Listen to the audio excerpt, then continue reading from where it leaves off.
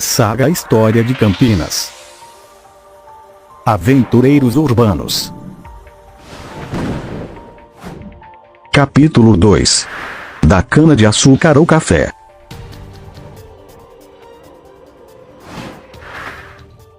Sejam bem-vindos ao segundo capítulo da nossa saga História de Campinas. Nesta série, exploramos a evolução da região de Campinas e como ela se tornou um dos principais centros socioeconômicos do país. Mas para compreendermos essa história de forma completa, precisamos voltar no tempo. Em 5 capítulos, falaremos sobre como a região cresceu com a cana, o café, as ferrovias, a indústria e a tecnologia. Esta saga utiliza fontes como o projeto Memórias do Comércio, livros, artigos e documentos oficiais. As referências estão na descrição do vídeo. No primeiro capítulo, exploramos a colonização paulista, impulsionada pelos bandeirantes, e o surgimento dos primeiros povoados de Campinas. Vimos também como a economia local se desenvolveu com a cana-de-açúcar, o que marcou o início da prosperidade na região. Agora no segundo capítulo, veremos como o café trouxe uma nova era de prosperidade, expandiu as fazendas e, com a ajuda dos tropeiros, impulsionou o surgimento de novos povoados. Vamos juntos nessa viagem pelo tempo. Mas antes de continuarmos, vamos recapitular. A compreensão da história da região de Campinas requer que sejam compreendidos termos que expressavam os diferentes estágios de desenvolvimento no período colonial. Povoados. Pequeno núcleo rural ou urbano, sem autonomia administrativa, geralmente formado por uma população inicial ou centro de sede municipal. Freguesias. Categoria oficial que eleva um povoado com uma capela ou paróquia mantida pelos paroquianos para um padre. Vilas. Unidade autônoma colonial, equivalente à cidade, símbolo de autonomia, com câmara, cadeia e pelourinho, vigente até o século XIX. Cidades. Termo que substituiu vila após a República, referindo-se a povoações de importância reconhecida, com direito à administração e leis próprias. Aventureiros urbanos, preparem-se para uma jornada única. Sou César, e vamos dar continuidade à nossa jornada em nossa história. Aproveitem para se inscrever no canal, ativar as notificações, dar seu like e compartilhar com seus amigos.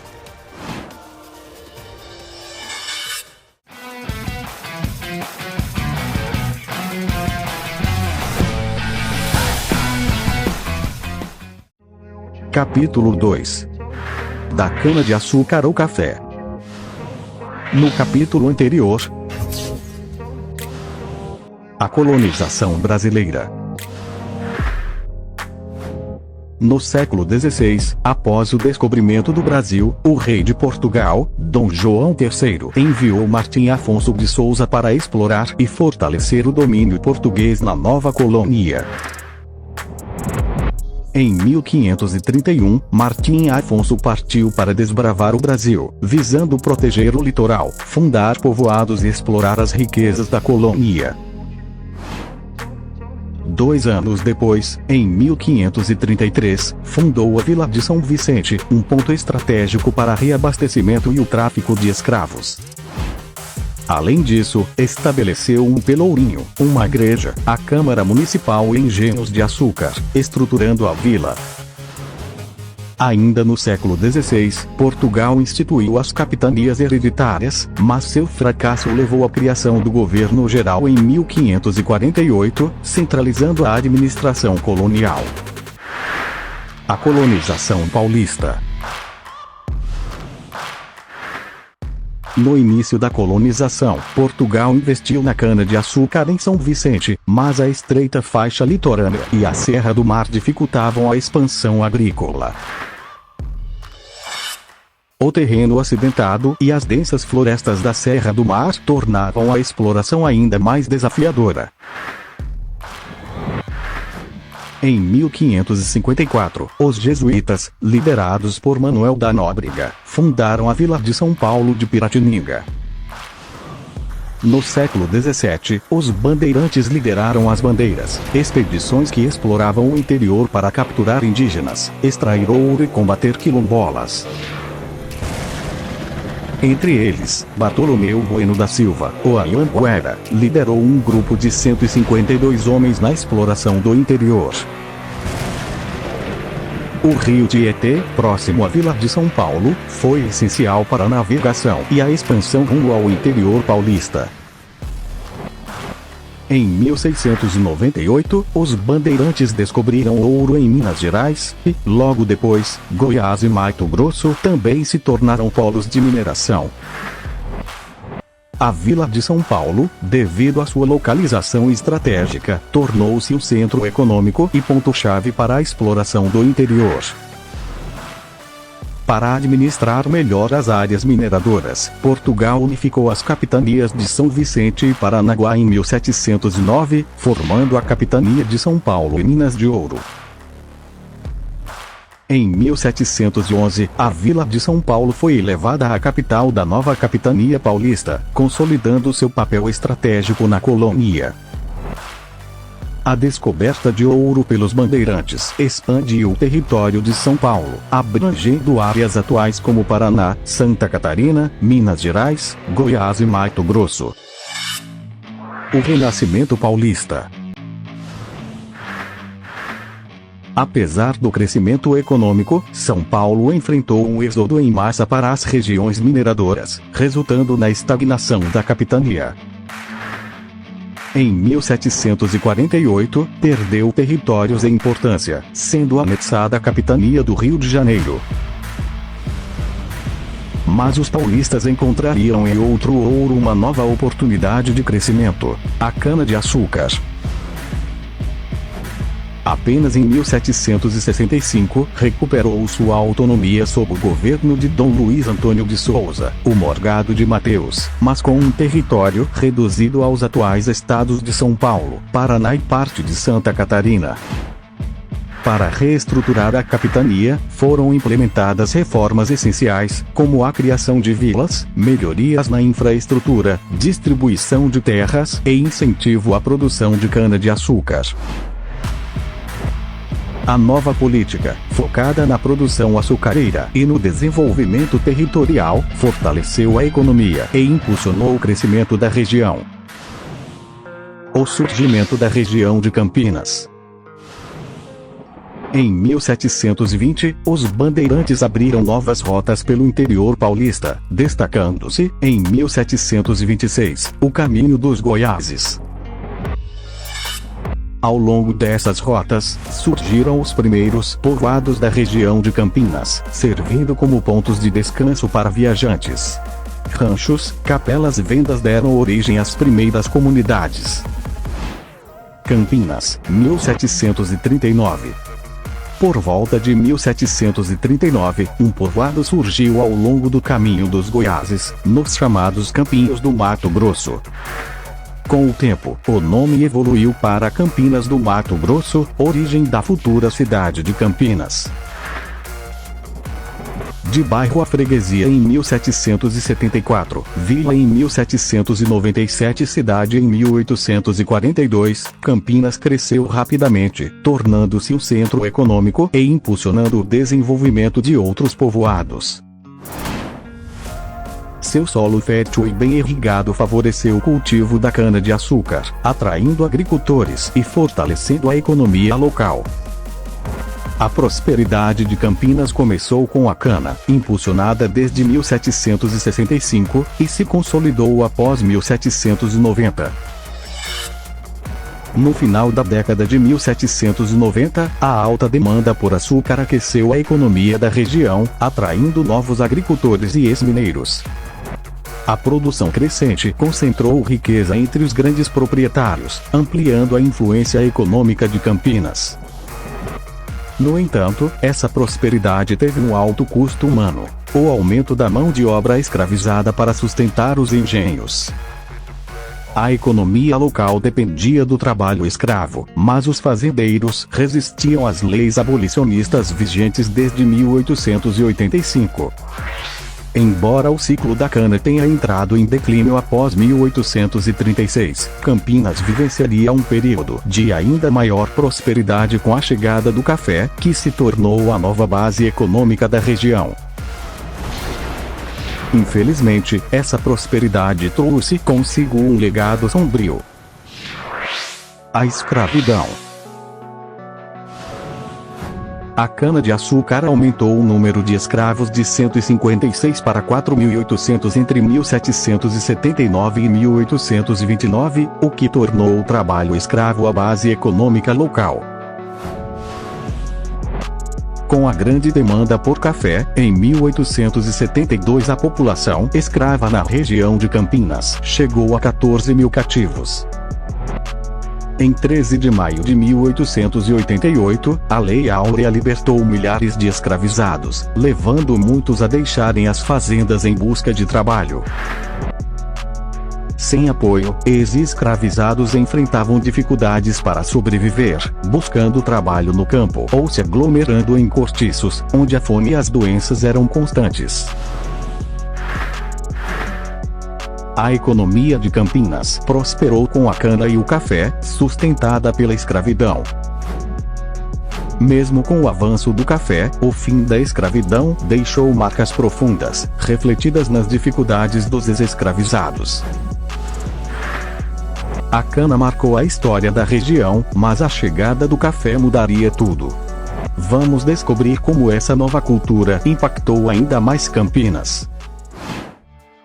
A chegada do café. No século XIX, o café se tornou a grande aposta dos fazendeiros paulistas, substituindo a cana-de-açúcar, trazendo riqueza e transformando a economia da região.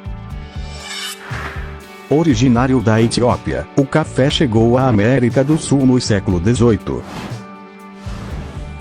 Em 1727, o militar Francisco de Melo Palheta trouxe as primeiras sementes da Guiana Francesa para o Brasil. Durante o século XIX, o café se tornou o principal produto de exportação do Brasil, com o Vale do Paraíba como o primeiro grande polo produtor, favorecido pelo solo fértil e pelo clima ideal. Com o desgaste das terras no Vale do Paraíba, o cultivo migrou para o oeste paulista, onde o solo roxo, mais rico em nutrientes, garantiu a expansão da cafeicultura.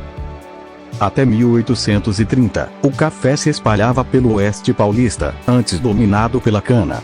No século XIX, tornou-se a maior exportação do Brasil, consolidando a região como o principal polo de produção de café.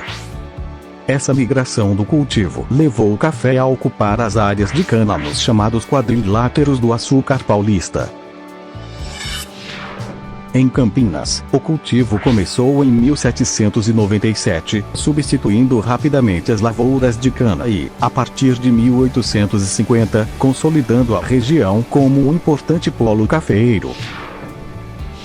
Com solo fértil e vegetação densa da Mata Atlântica, a região era ideal para essa nova cultura. No final do século XVIII, a saturação do mercado do açúcar e a crescente demanda externa impulsionaram a substituição da cana pelo café em Campinas. A infraestrutura já existente, como a mão de obra escravizada e as estradas que ligavam a região ao Porto de Santos, facilitou a ascensão de Campinas como um dos maiores centros produtores de café do século XIX.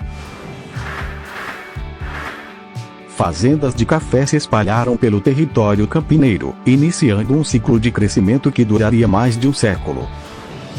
Com a expansão da lavoura, a demanda por mão de obra aumentou. Inicialmente, essa força de trabalho era majoritariamente composta por escravizados africanos. No entanto, com o fim da escravidão, os fazendeiros enfrentaram dificuldades para manter a produção. Após a abolição, em 1888, imigrantes europeus começaram a trabalhar nas lavouras de café, influenciando a economia e a cultura da região.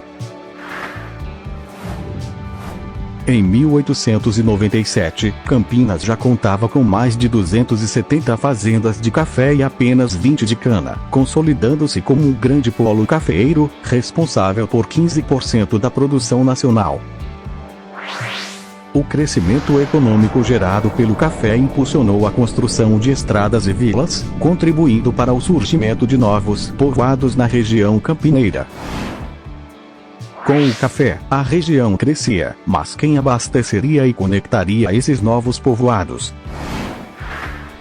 Os tropeiros. O papel dos tropeiros. No século XIX, o Brasil deixou de ser uma colônia explorada pelo Império Português, após sua independência em 1822. Com a independência do Brasil em 1822, a expansão para o interior cresceu, tornando o transporte essencial para sustentar fazendas e povoados. Trabalhadores pobres e recém-libertos assumiram essa função, conduzindo tropas de animais que abasteciam as vilas e movimentavam o comércio. Esses homens ficaram conhecidos como tropeiros. Ao longo das rotas, fazendeiros construíram ranchos para abrigar os tropeiros e seus animais, facilitando o descanso e as longas viagens pelo interior.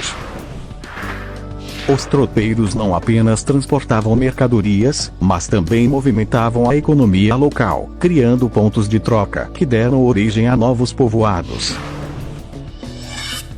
Com o tempo, esses locais ganharam capelas e vendas, atraindo moradores e consolidando-se como novos povoados ao longo das trilhas. Esses povoados cresceram, transformando-se em vilas e, mais tarde, cidades como Campinas e Jundiaí, impulsionando o interior paulista. O crescimento da região campineira. No capítulo anterior, vimos o surgimento dos primeiros povoados da região, incluindo aqueles que dariam origem às futuras cidades de Campinas, Indaiatuba, Mogi-mirim e Vinhedo. Se ainda não assistiram, vale a pena conferir depois para uma melhor compreensão da história. O link está nos cards e na descrição desse vídeo. Agora, veremos como esses primeiros núcleos se desenvolveram e novos surgiram, impulsionados pela transição da cana para o café e pelo comércio dos tropeiros. Mogi-mirim. 1720. Mogi-mirim. Em 1720, surgiu no caminho dos Goiáses, o povoado que daria origem à futura cidade de Mogi-mirim, pequeno rio das cobras em Tupi. 1751, Mogi-mirim. Com o tempo, o povoado se consolidou e, em 1751, foi elevado à freguesia de São José de Mogi-mirim. 1769, Mogi-mirim. Elevada à vila em 1769, Mogi-mirim administrava um extenso território entre os rios Atibaia e Grande. Posteriormente, seu desmembramento deu origem a diversas cidades do interior paulista, como Itapira, Franca e Rio Claro. Indaiatuba. 1768, Indaiatuba. Indaiatuba surgiu como um bairro rural da vila de Itu, em um caminho estratégico usado por tropas rumo ao sul e às minas do centro-oeste com o nome de Indaiatiba. 1813, Indaiatuba. Seu núcleo urbano se formou em torno da capela, construída em 1813, com a doação de terras por Pedro Gonçalves, considerado fundador da cidade. 1830, Indaiatuba. Em 9 de dezembro, por decreto de Dom Pedro I, Indaiatiba foi elevada à freguesia da vila de Itu, adotando o nome Indaiatuba. 1859, Indaiatuba. Em 24 de março, Indaiatuba tornou-se vila, conquistando independência política em relação a Itu, passando a ter sua própria Câmara de Vereadores. Itatiba. 1786, Itatiba. Itatiba surgiu a partir de 1786, com a chegada de colonos atraídos pelas terras férteis entre Jundiaí, Atibaia, Bragança e Campinas. 1814, Itatiba. Em 1814, foi construída uma capela dedicada a Nossa Senhora do Belém, iniciando um núcleo que seria a base da futura cidade. 1830, Itatiba. O crescimento do povoado levou Dom Pedro I a elevá-lo à freguesia de Nossa Senhora do Belém, em 1830, ainda sob a jurisdição de Jundiaí. 1857, Itatiba. Com o avanço da ocupação e o fortalecimento local, a freguesia foi elevada à vila em 1857, com o nome de Vila de Belém de Jundiaí. Santa Bárbara do Oeste. 1810, Santa Bárbara do Oeste. A ocupação de Santa Bárbara do Oeste começou em 1810, com a abertura da estrada entre Piracicaba e Campinas, atraindo sesmeiros pelas terras férteis e ricas em água.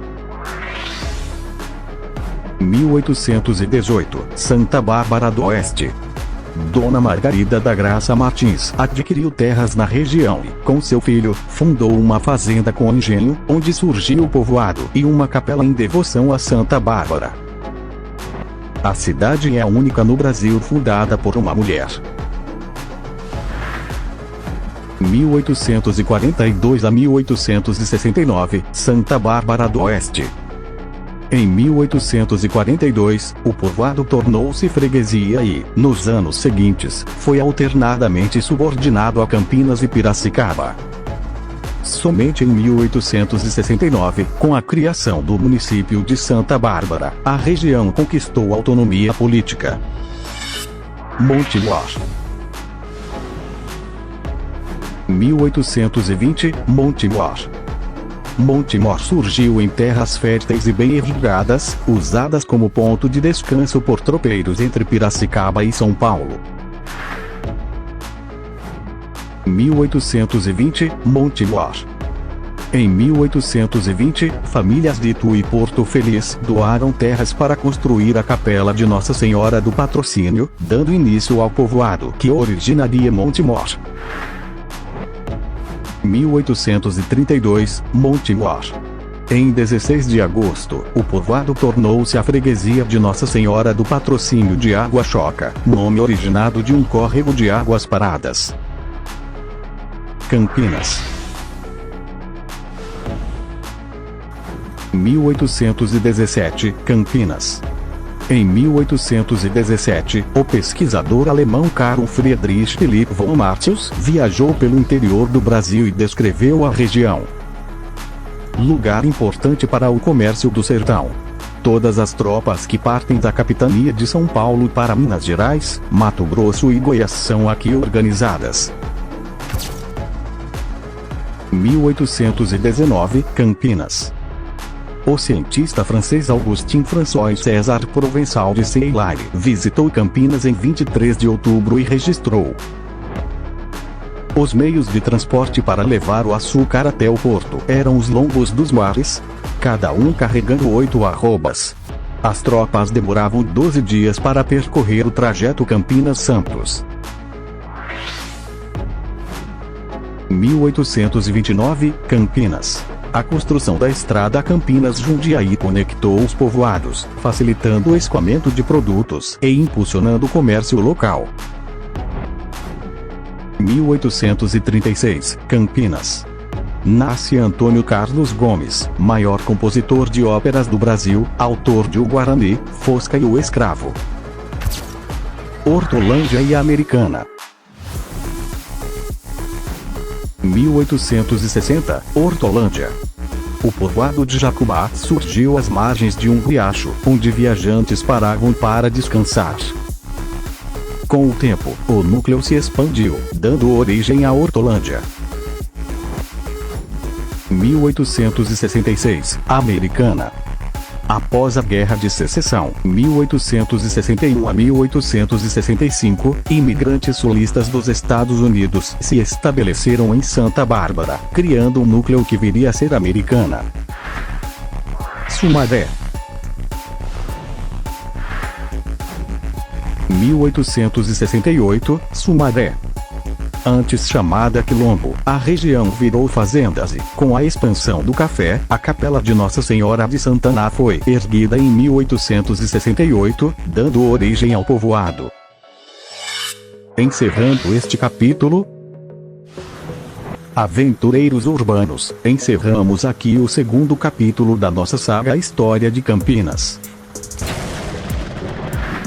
Vimos como a transição da cana para o café mudou a economia e impulsionou a expansão da região, marcando uma nova era de crescimento e desenvolvimento. Os tropeiros tiveram um papel fundamental nesse cenário, conectando povoados, abastecendo fazendas e impulsionando o comércio local. Mas, com o avanço do café e o aumento da produção, surgiu um novo desafio: como escoar essa riqueza de forma mais rápida e eficiente?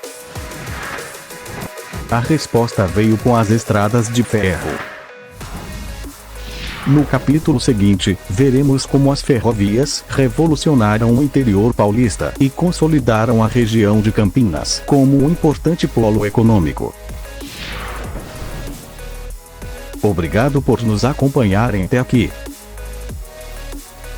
Se gostaram do vídeo, curtam, compartilhem e se inscrevam no canal. O apoio de vocês é essencial para continuarmos contando a história da nossa região. Nos vemos no próximo capítulo de nossa saga.